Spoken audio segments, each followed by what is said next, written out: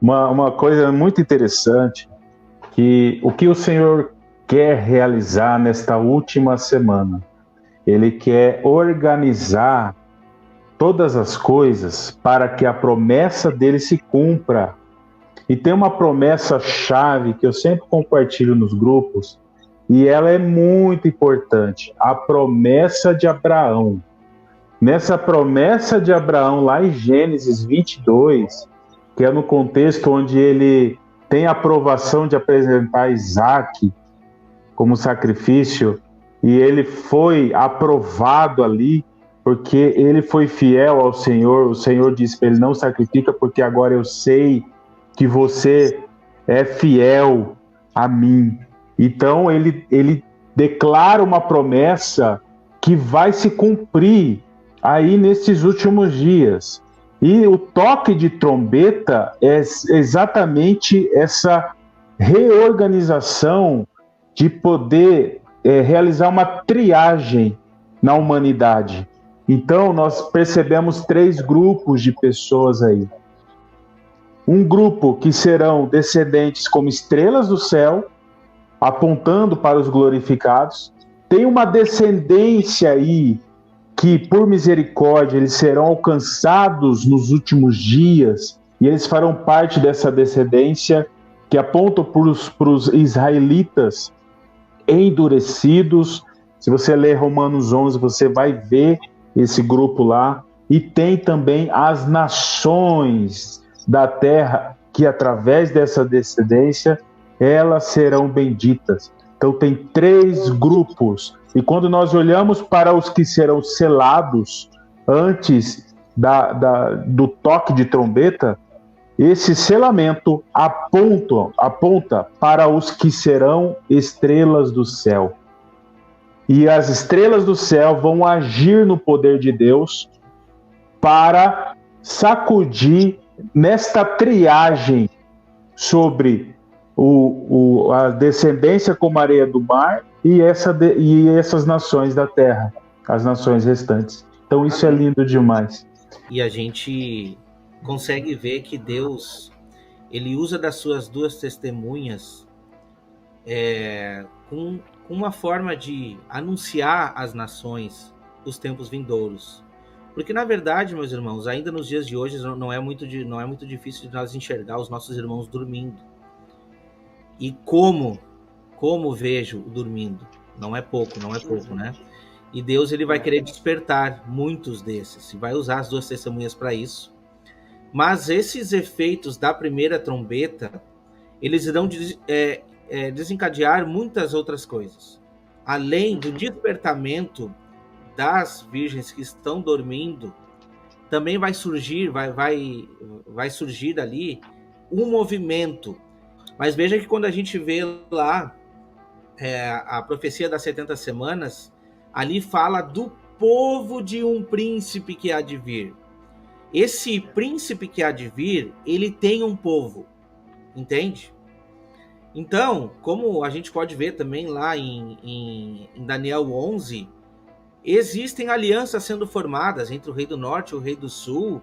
Não vai ser uma coisa de uma hora para outra, mas o desencadear do toque dessa primeira trombeta, ele vai ser um momento, eu acredito que o momento mais importante, porque assim ali a gente vai começar a enxergar essa primeira semana surgindo.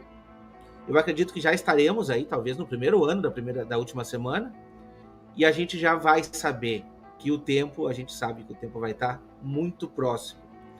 E o que a gente consegue ver a partir disso? Deus, ele usa, assim, as duas testemunhas para anunciar essa última pregação, e a palavra de Deus nos aponta que muitas pessoas estarão num vale de decisão nesse momento. Deus usa as testemunhas para isso, mas Deus também usa para começar ali a pregoar a sua ira. E a gente pode ver isso. Não tem como fugir disso. O toque dessa primeira trombeta mostra a ira de Deus recaindo para aqueles que não aceitaram, para aqueles que zombaram, porque Deus vai dar oportunidade até o último momento para aquele que quiser esse despertamento, nem que seja para entrar como nação. Quero trazer um texto que está lá em Isaías 40, para a gente ver um pouquinho dessas comparações que Deus faz espiritual para a gente. Isaías 40, versículo 6 diz assim, ó, voz que diz, clama, e alguém disse, o que hei de clamar? Toda carne é erva, e toda sua beleza como as flores do campo. Seca-se a erva e caem as flores, soprando nelas o hálito do Senhor. Na verdade, o povo é erva. Seca-se a erva e caem as flores, mas a palavra do nosso Deus subsiste eternamente. Infelizmente, meus irmãos, com o toque desta primeira trombeta, muitas pessoas irão sucumbir. Muitas pessoas irão sucumbir. E eu não digo nem essa morte literal, mas principalmente uma morte espiritual. Essas pessoas estarão fadadas, infelizmente, à perdição. E é mais ou menos isso que Deus estará mostrando no toque dessa primeira trombeta. Eu separei um outro texto que está lá em Jeremias 12, para nós meditar. Jeremias 12, versículo 1 ao 4, vai dizer assim, ó, justo és, ó Senhor, quando entro contigo num pleito. Contudo, falarei contigo dos teus juízos, porque prospera o caminho dos perversos e vivem em paz todos os que procedem perfidamente.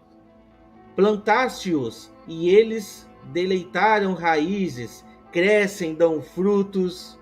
Tente nos lábios, mas longe está do coração. Mas tu, Senhor, me conheces, tu me vês e provas o que sente ao meu coração para contigo. Arranca-os como as ovelhas para o matadouro e destina-os para o dia da matança. Até quando estará de luto a terra e se secará a erva de todo o campo? Por causa da maldade dos que habitam nela, perecem os animais e as aves, porquanto dizem, ele não virá, é o nosso fim. Olha só que palavra forte. Meus irmãos, a gente está fazendo sim uma comparação de homens como árvores, de homens como essas ervas, que Deus está arrancando algumas, mas a gente não pode negar aqui também a literalidade disso, porque como o irmão Wagner também trouxe ali dos selamentos, vai haver um momento muito grande de fome, meus irmãos. E esse é um ponto principal para que a gente medite. Por quê? Porque esse momento de falta de sustento, se a gente for pegar isso para a literalidade, 1/3 de tudo, se a gente for pegar isso tudo para a literalidade, a gente vai ver que 1/3 dessas árvores e dessa erva do campo sendo queimada ou mortas, né? Vai faltar muito alimento. E aí a gente vai ver que a marca da besta vai começar a se instaurar a partir desse momento. Lógico que vai demorar até a metade da semana, mas ali começam as provisões do anticristo para que o povo venha a aceitar a sua marca. Então, esse é um ponto que eu gostaria de trazer aqui para esse momento. Vou passar para o irmão Ricardo. Amém. Muito interessante essas comparações e nós entendemos este cenário. Eu vi que um irmão perguntou se o anticristo se levantaria na metade da semana. Então, isso é importante, nós temos esse entendimento mapeado. Até porque Daniel 9, verso 27 diz que ele firmará aliança com muitos por uma semana. Ele quem? O anticristo. Mas só que na metade da semana, ele fará cessar o sacrifício e a oblação. Então, esse levantar do anticristo na metade da semana é para a perseguição dos santos. Então, só que no início da semana ele fará acordos com muitos. E esse acordo com muitos, concomitantemente, no início da semana, o Senhor vai levantar as suas testemunhas para realizar essa obra contra os intentos do anticristo. Então isso é muito importante. Eu quero fazer uma comparação aqui desse embate, desse conflito com o que nós lemos no livro de Números, capítulo 10. Diz assim, aqui vocês vão ter uma noção bem interessante do conflito que existe entre duas testemunhas e o anticristo. Aqui em Números 10 diz assim, aqui aponta para as duas trombetas de prata, que aponta para as duas testemunhas. E interessante que prata, ele aponta para esse processo de redenção. E quando nós entendemos esse princípio, tudo que diz ali, o sacrifício diário, contínuo, as solenidades bíblicas, aqui nas trombetas de prata também diz isso, que isso é estatuto perpétuo, ou seja, isso aponta para os últimos dias, isso perdura. Então isso aponta para as duas testemunhas. E por ser prata, aponta para um processo de redenção, de purificação sobre a humanidade. E no verso 9, ele diz assim: e quando na vossa terra sairdes a pelejar contra o inimigo que vos aperta, também tocareis as trombetas, retinindo. O toque, retinindo, é um toque de batalha, é um toque para uma guerra perante o Senhor, vosso Deus, haverá lembrança de vós, e sereis salvos de vossos inimigos. Essa questão do Senhor lembrar de vós, nós já vimos no episódio anterior, de que as orações dos santos serão correspondidas do céu. E o Senhor lançando o incensário na terra é resposta de oração. Então nós conectamos essa passagem das duas trombetas de prata com os últimos dias, com o cumprimento da solenidade de trombetas através das duas testemunhas. As duas testemunhas vão abalar a terra com sinais, com maravilhas. O Wagner Olmo citou aqui a questão de Apocalipse 11:5, que da boca das testemunhas sairá fogo para consumir os inimigos. Esse fogo é o fogo da palavra de Deus, que vai gerar uma purificação e para os rebeldes vai gerar juízo. Juízo interessante que o Wagner Nunes mencionou a passagem do Êxodo, lá do Egito, em que as pragas elas foram lançadas sobre o rio, né? Aconteceu calamidades nos animais, nas plantações, porque em cada área ali do Egito representava um Deus. E o Senhor, da mesma forma, vai usar suas testemunhas para lançar juízo e causar calamidades em áreas onde a humanidade se sustenta como sendo Deus deles. Então o Senhor vai provocar isso nos últimos dias. Aqueles que estão sustentando sua vida em Mamon, por exemplo, eles vão sucumbir se eles não se arrepender. Aqueles que se sustentarem nos proveitos da tecnologia também vão sucumbir, porque o Senhor vai provocar calamidade para destruir os deuses dos dias de hoje. Os mesmos deuses do Egito, eles estão com uma roupagem diferente, mas são os mesmos demônios que atuam e que manipulam a humanidade. Então isso é importante, nós entendermos este cenário e entendermos os grupos, as pessoas. Quem são selados? Aqueles que vão agir para realizar a obra do Senhor. E aqueles que são imunes, esses selados são imunes. E quem é que vão ser sacudidos para alcançar arrependimento? Aqueles que não são selados. Então, o Senhor vai sacudir o Israel terreno, o Israel carnal, os israelitas endurecidos. Mas, Ricardo, o Senhor... Oi? Deixa eu te interromper rapidinho, aproveitar o teu gancho aí, depois você continua. Sim. Tá? Irmã Hélia Oliveira fez essa pergunta. Se os irmãos estão dormindo e despertarão, então serão nações? Então esse ponto é interessante de responder, porque assim, ó, como a gente falou no início da live, irmãos, esse é o despertar das 10 virgens. E se as 10 virgens elas têm o azeite, 5 despertarão e 5 não. Se elas têm o azeite e foram despertadas com o toque das trombetas, que são tocadas pelas duas testemunhas, elas estão seladas e são igrejas, elas são as virgens, elas não são nações. Mas, com o toque das trombetas, muitos que são nações, muitos que estão no mundo, literalmente, que não são os apóstatas das igrejas, irão despertar e irão entrar como nações. Estava explicando esses grupos, né? Tem o grupo dos selados, do selamento dos 144 mil, envolvendo as 2 testemunhas e as 5 virgens prudentes.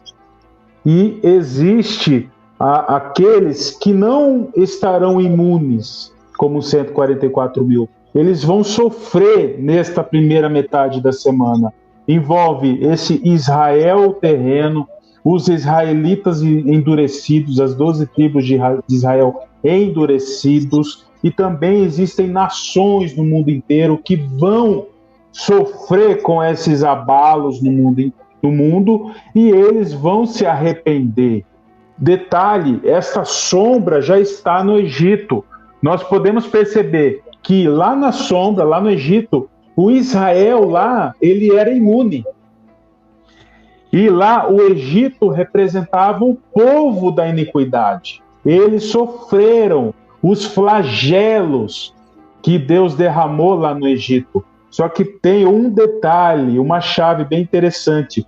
Existe um grupo de estrangeiros que atentou para os sinais das pragas do Egito e entrou com Israel no deserto. Meus irmãos, isso está escrito em Êxodo capítulo 12, verso 38. Uma multidão de estrangeiros entrou com Israel no deserto. E isso é chave para a gente entender esse processo de trombetas. Na primeira metade da semana, é para causar arrependimento de toda a humanidade. E quem se arrepender, mesmo não estando selado, eles vão ter oportunidade, pela misericórdia, de seguir as testemunhas, seguir a igreja para serem protegidos no deserto. Amém? Ricardo, e por mais que morram nesse processo, porque muitos não vão dar a sua vida, muitos ali não são a igreja, ouviram o toque das trombetas, são nações, não vão dar a sua vida e vão morrer. Esses entrarão no reino depois do juízo do trono branco, porque foram salvos do quê? Da ira, foram salvos, não da ira do que está acontecendo no mundo ali, não estou dizendo disso, mas eles foram salvos da condenação eterna. E esse é o ponto mais importante. Exatamente. Então, esse é o entendimento, irmãos. É entender. Olha como a promessa feita para Abraão ajuda a entender esses grupos, os grupos dos selados, os grupos que serão alcançados, uma descendência como a areia da praia e do mar, e as nações da terra. Então, nós precisamos entender esses grupos, porque isso é importante para compreender as Escrituras acerca do Apocalipse, principalmente dessa fase dos selos, das taças e das trombetas. Amém? Bom, eu tenho mais coisa para a gente falar aqui, né? Mas vamos intercalando. Vou passar a bola aqui para o Wagner Nunes. Ainda falando desse detalhe da primeira trombeta, chuva de pedras me faz lembrar as prostitutas, né, sendo apedrejadas. Deuteronômio 22, quem for pego em adultério, quem era pego em adultério, eles eram apedrejados, tanto o homem quanto a mulher. E falando para a parte espiritual, Tiago capítulo 4, olha que interessante, Tiago capítulo 4, verso 4, estou falando acerca da chuva de pedras, uma conotação de juízo. Adúlteros e adúlteras, olha aí. Os adúlteros, eles eram apedrejados. Deuteronômio 22 está escrito isso. Então, adúlteros e adúlteras espirituais, não compreendeis que a amizade do mundo é inimiga de Deus? Aquele, pois, que quiser ser amigo do mundo, constitui-se inimigo de Deus. Ele está falando para uma igreja aqui. Ele não está falando para o mundo, ele está falando para a igreja. O mundo será julgado. Mas o juízo começa pela casa de Deus. Tanto que ele fala aqui no verso 5, né? Ou supondes que em vão afirma a Escritura, é com ciúme que por nós anseia o Espírito que ele fez habitar em nós? O apóstolo Paulo fala que o nosso corpo é templo do Espírito. Todo pecado que nós cometemos, fora do corpo cometemos. Mas quando nos prostituímos, pecamos contra o nosso próprio corpo. Então, em 1 Tessalonicenses 4, a partir do verso 3, o apóstolo Paulo fala: esta é a vontade de Deus, a vossa santificação, que vos abstenhais da prostituição. Aí ele fala lá dentro do contexto, e não se enganem, aqueles que defraudarem seu irmão nesta área sexual, nós afirmamos e vamos testificar que Deus é vingador. Né? Em Hebreus capítulo 13, para que nós conservemos o nosso leito sem mácula, porque Deus julgará os adúlteros. Então, isso aqui tem uma conotação muito importante, né, negativa, para que nós possamos tomar cuidado também nessa área sexual. Né? Em Jesus, quando ele falou, fazendo uma parábola, arrancarmos a mão direita, nosso olho direito, ele está falando ali no contexto de desejar uma mulher no coração. Então, meus irmãos, essa é o único pecado que nós temos que fugir. O apóstolo Paulo fala: fujam da prostituição. Nunca me esqueço de José. Ele foi tentado ali a ficar com a mulher de Potifar, e ali ele fugiu. Eu não creio que ali ele estava com medo da mulher, porque a mulher era mais forte que ele, que nada. A mulher não era qualquer mulher. Né? Na época, os maiorais escolhiam as melhores mulheres. E ele, todos os dias, sendo tentado, até um dia que ele ficou sozinho com ela. E ali ele ficou tentado a adulterar. O que ele fez? Saiu correndo. Então, eu consigo enxergar essa parte das chuvas de pedras como uma punição para os adúlteros. Né? Vamos lá. Fogo. Fogo me lembra o quê? Nosso Deus, ele é um fogo consumidor. Quando está escrito isso em Hebreus capítulo 12, ele fala aqui num contexto de juízo também. Olha só. Hebreus capítulo 12. Deixa eu verificar aqui o verso. Ele começa no verso 4, nossa luta contra o pecado, né? Aí ele fala aqui de correção, seguir a paz com todos e a santificação, que não haja nenhum impuro ou profano como foi Esaú. Aí no verso 25, né, nessa mesma repreensão: tende cuidado, não recuseis ao que vos fala, pois se não escaparam aqueles que recusaram ouvir quem divinamente os advertia sobre a terra, muito menos nós, os que nos desviarmos daquele que dos céus nos adverte. Aquele cuja voz abalou, então a terra, agora porém ele promete, dizendo: ainda uma vez por todas farei abalar não só a terra, mas também o céu. Ora, esta palavra, ainda uma vez por todas, significa remoção, enfim.